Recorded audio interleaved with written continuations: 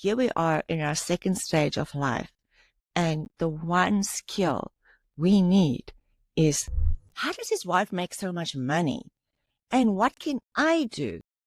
What do I need to change for me to make a lot of money? And his words were, if you ask her, she will tell you, money doesn't grow on trees. You need to work hard for your money. You need to find a rich husband, and he's going to take care of all the money. And then remember that ABBA song, Money, Money, Money, It's a Rich Man's World? The taboo topic of money and women is the theme of this month. And it's time we as women empower ourselves and start talking about money. Enjoy the episode. Women of all ages are still scared to talk about money, ask questions, and learn the skill to understand the language of money. We've been told that it's wrong for women to want to make her own money. But what BS? Here we are in our second stage of life, and the one skill we need is the skill of not only making money, but investing money and creating wealth and legacy. And that is what I want to talk about in this episode. So we can agree that all women should start, of all ages, should start talking about money and start taking control over their own financial situation. So when I was in my late 20s, maybe early 30s, I was working with a guy who had an incredibly wealthy or successful woman, I should say, but with success. She made a ton of money. And here I was, like late 20s, like still struggling, making enough to just pay my bills every month. And I went ask him, how does his wife make so much money? And what can I do? What do I need to change for me to make a lot of money?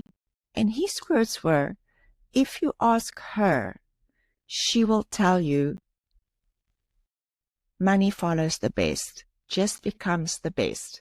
And that was my first huge lesson in life that I've learned about money. And it's so true. You can see everywhere in the world, be it in sports, be it in business, anywhere. When you are the best at the thing that you do, money follows you. And then a couple of years later, I started a business, and I had another money life lesson. When I started this business, the business grew incredibly fast, and we got into some cash flow problems because we were selling more and waiting for our money from our creditors to come in. And this one particular month was really tight, like we were really struggling to pay all the bills. But I know I had all this money coming in, and I just needed this time to get through this difficult period till the money comes back in. So I went to a really successful businessman and I asked him if he can help me with money. And I can't remember, it was 20 years ago, how I can get through and if he will be willing to help me. And he told me, I will help you, but what I want in return is the biggest part of your business. And you need to go think if having this money is so important that you're willing to give up most of your business. And it really hit me hard to start thinking about, what do I really want? Why do I need the money? What do I need to give up for the money? And my lesson in that conversation was, everything is about money, but nothing is about money. I went back, I figured it out. Some customers started paying us earlier. Some creditors would extend our payment terms. And such a big lesson in resourcefulness versus resources. In many times in our life, we think we don't have the resources, but maybe we can be more resourceful. especially around money and making money and creating success and wealth. So I want to just stop here for a moment and let's just all think and think back about the lessons in life about money. What are they? What are these lessons that you can be thankful for? And it's sometimes the toughest lessons in life, and especially the tough lessons around money, that gives us the best skills going forward, but you don't realize it until you look back. What I've also learned during my journey in life and in business is that there's a very different skill set between making money and managing the money you make. It's a huge difference. And many people do not understand that skill set. It's like speaking a different language. And I don't know if anybody ever stopped to think about it. It's very important to understand how these skill sets are really different, and we really need to sit and think about them and think about the skills we need to learn as we progress through life and we want to start becoming, investing, and maybe manage the money that we're making. And what do we need to unlearn? Because as your money transition or your life transition with money changes as you continue, is to really understand the different languages that you need to know. When you make money, you need to take risks, you need to tackle things that you might not always know how it's going to pan out, and you're just lucky if maybe it succeeds. And when you manage your money, or after you've accumulated your money, you do not want to take any more risks. You want to take the least amount of risks for the maximum amount of growth of that money. Also, often when we make our money, we have a skill set of how we do what we do. We have a skill to be in the phase of making money. We have to, besides the fact that we have to take more risks, we also have a deep knowledge of our industry, who our competitors are, the trends. We also have knowledge of our own skill sets and where we play in this business and in this world. But keeping and growing the money we make includes skill sets like taking as little as possible risks, like I said, trying to maximize growth. You need to understand economic trends. You need to understand really clear vision also of where the future is going and what you see your future as. Accumulating or growing your wealth is important to make sure that your money supports the lifestyle you have. And so many people has the other way around, where the money they have dictate how they will live. And that's another very valuable lesson that I've learned in life was, how do I want to live? And how am I going to make money to ensure I can live the way I need to live? Just catch yourself in your thinking and belief system about money. Then for women entering and navigating the second stage of life, I think financial wisdom is more important than or in any other stage of life. It doesn't matter whether you've already retired or considering a career change, or maybe focus on building your legacy. We all need to be equipped with this financial insights to thrive, understanding the financial realities for the life that we want to create in our second stage. Seeing that 2/3 of relationships or marriages end in divorce, and even if you are in the lucky third that stayed married, chances are likely that you will outlive your spouse.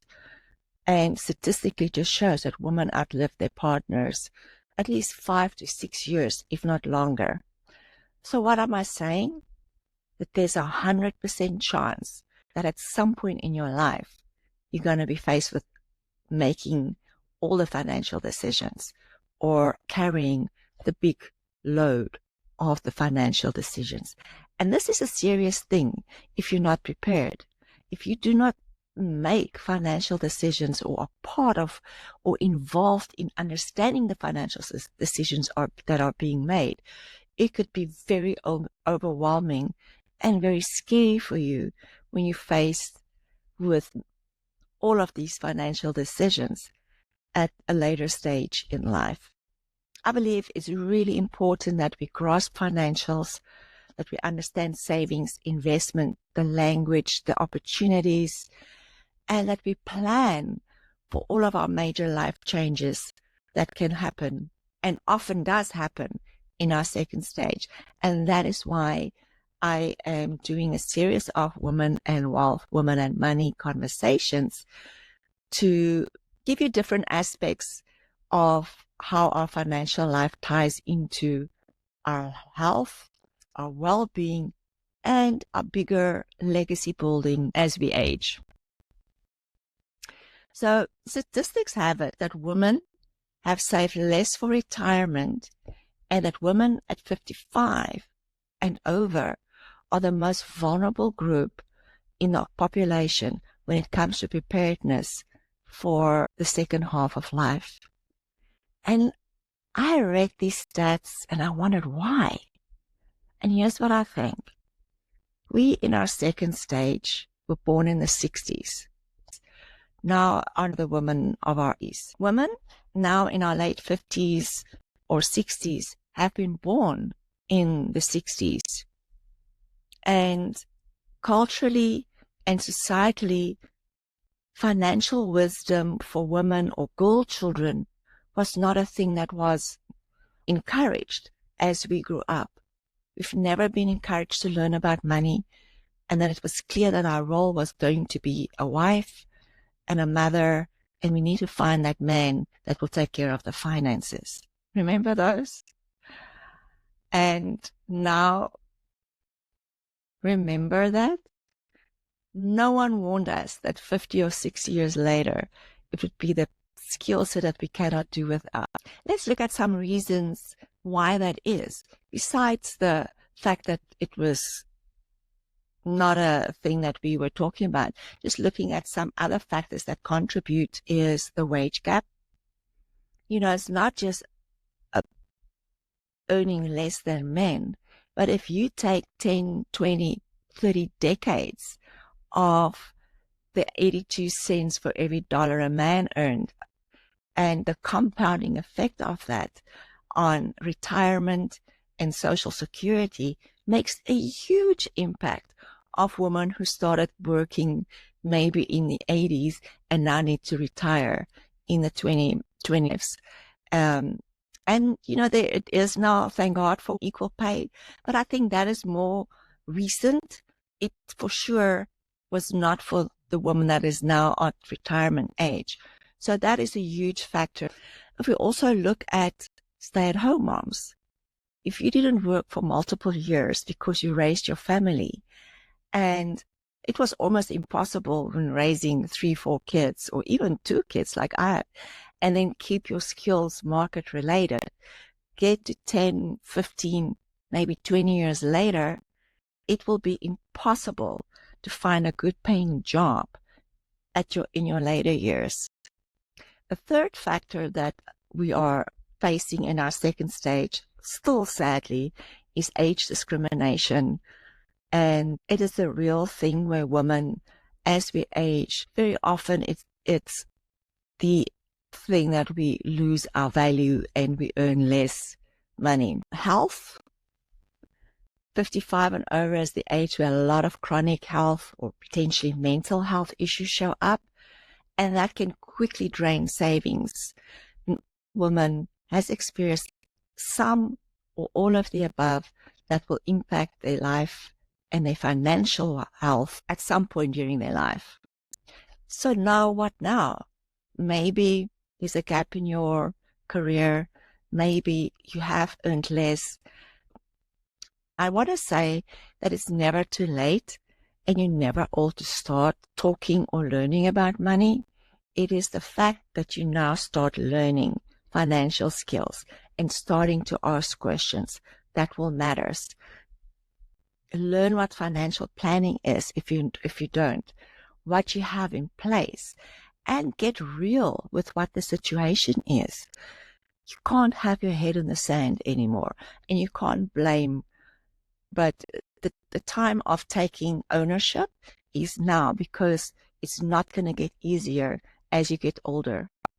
And if you are one of the lucky ones who've created success and wealth, make sure you understand legacy planning, estate planning, and have everything in place for the future that you envisage for yourself.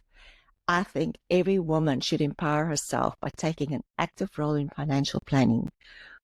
When you understand your current financial situation, you can set clear goals, you can create a plan to reach them, and you can really focus on creating this amazing second stage of life.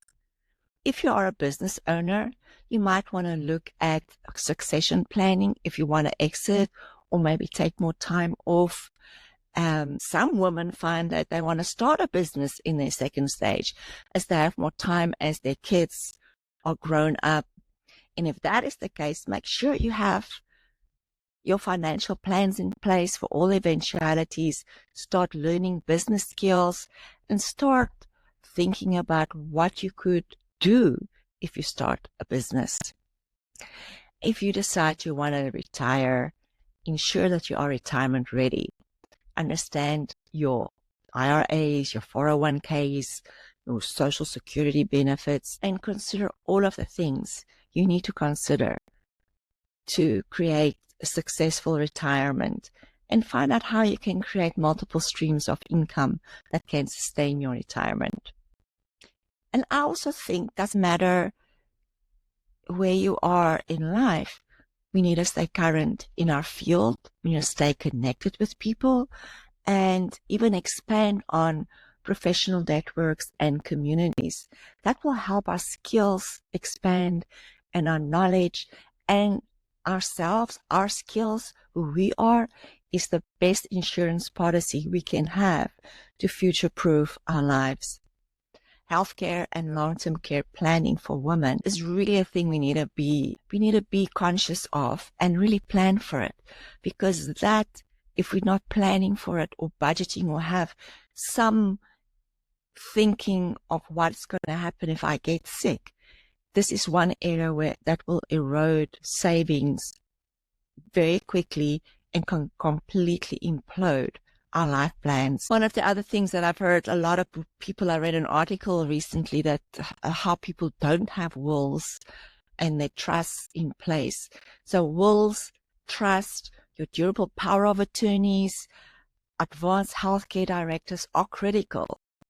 And when I read this article, I was amazed to hear how many people know they should have it, but no, they've not done anything about it. So get your structure, your estate planning, your legacy planning. It's so important to get that in place. And how can you ensure your wealth transfer aligns with your values and your wishes if you haven't planned for it? I mean, it's almost like makes sense. Every person over the age of 18 should have an estate plan or should have a plan in place for if anything serious happens to them. And just talking about it or listening to me might feel really intimidating. And just if you're looking for a team, it often sounds like the money world or financial investment managers, portfolio managers, really make it look complicated on purpose. And I can understand, the part of me can understand why, because it's not in your interest if you know as much as they know, you know. Here's some things that I think you need to know about investing and factors to consider.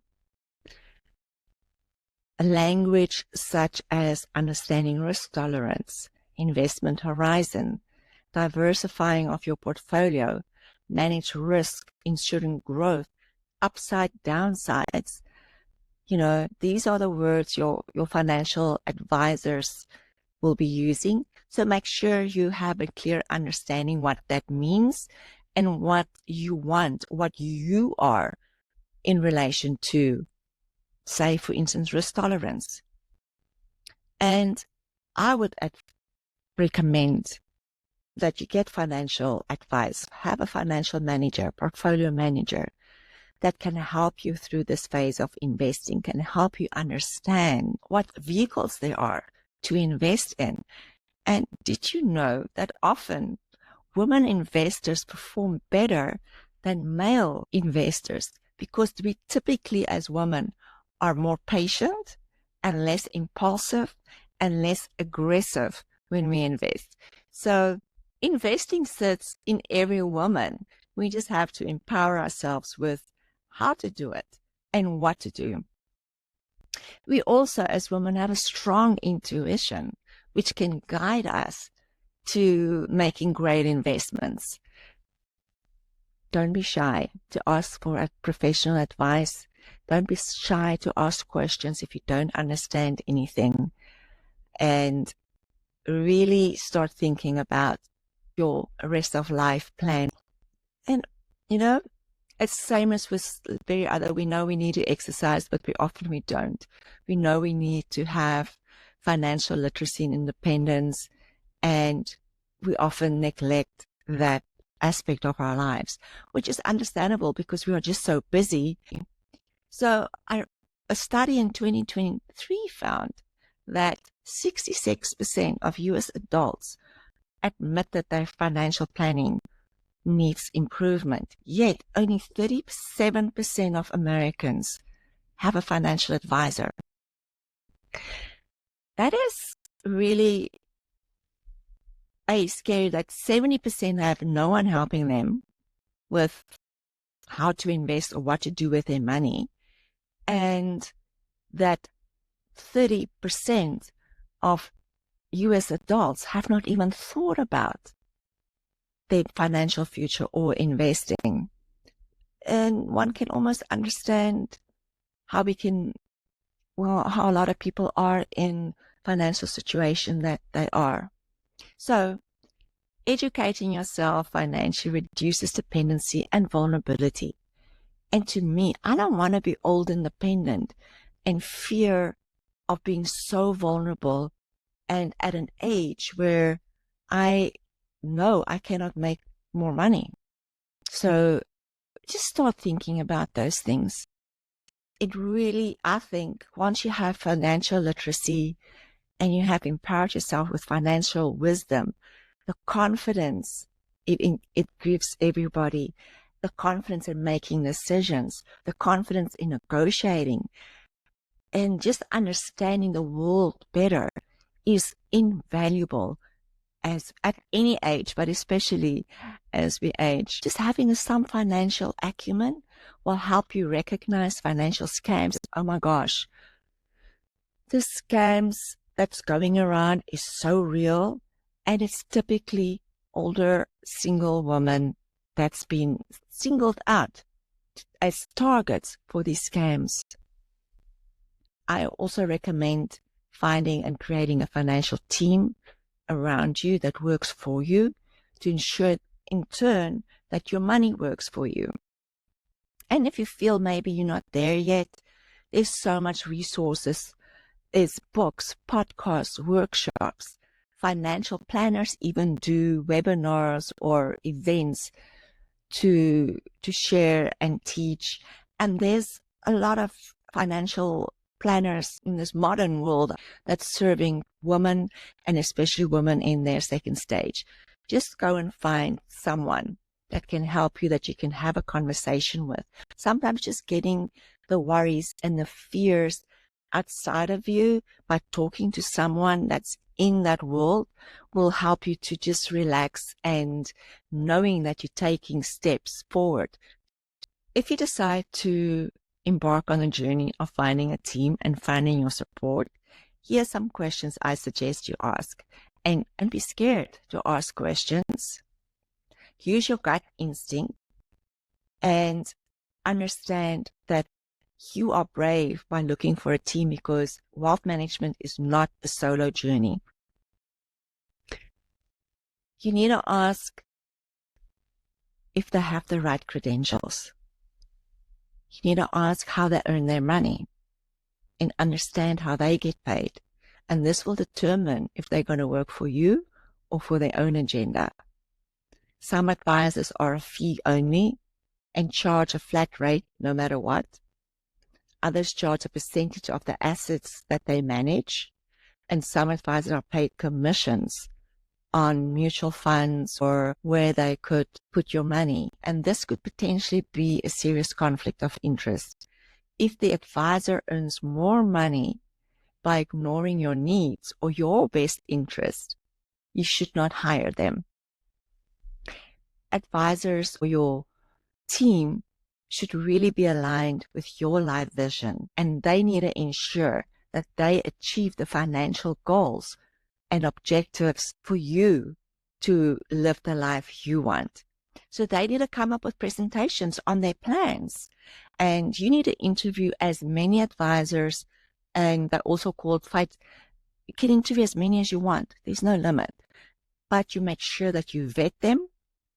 And I cannot emphasize enough asking questions until you feel that you're happy with the person or team that you choose. And if you want, have someone in on those conversations or interviews or meetings when you meet with potential team members. We've lived amazing lives and we've seen many things over our lifespan. So now is the time, if not already, to overcome any limiting beliefs around money. Every woman deserves financial security and abundance, but you have to make the effort of ensuring that you can create it yourself and not do the journey solo, but you need to take ownership of that journey when you put your team together. And as I said before, it's never too late to enhance your financial mindset. Embrace your independence and inspire other women to be the same. Engage in conversation about money with friends or groups focused on financial wellness, and do this regularly, because the more you talk about a taboo subject, or if you think it is taboo, the more comfortable you become talking about these topics. Regularly review or adjust your financial goals as your life evolves. You have very different needs when you maybe 50, 55 than when you have maybe in your 60s, late 60s. So you need to constantly review your goals, your plans, and if your money is still supporting those goals and plans. And celebrate your milestones. Financial empowerment is a lifelong journey. So you can never think, I know it all. And if you do get there, you should be worried if you think you know it all, because we learn every day. We learn new things about ourselves every day. We learn new things about how to invest. We learn about new investment opportunities every day. And therefore, it's such an exciting journey when we find our own power and our own voice, when we decide on the life we want and how our money is going to create and sustain that life. Woman and money is a powerful combination, and it unlocks opportunities. It unlocks independence, and it unlocks security. When you keep learning, keep growing, and remember, we, the woman, have the power to shape our own financial future. And I want to end this episode with my life lesson. Money is everything, and money is nothing. It's what it can do for us that matters. Resourcefulness is more important than resources. As I end this episode, I want to ask you to download this podcast, share it with a friend that might benefit from it. Visit hersecondstage.com and join our community. Follow us on social media.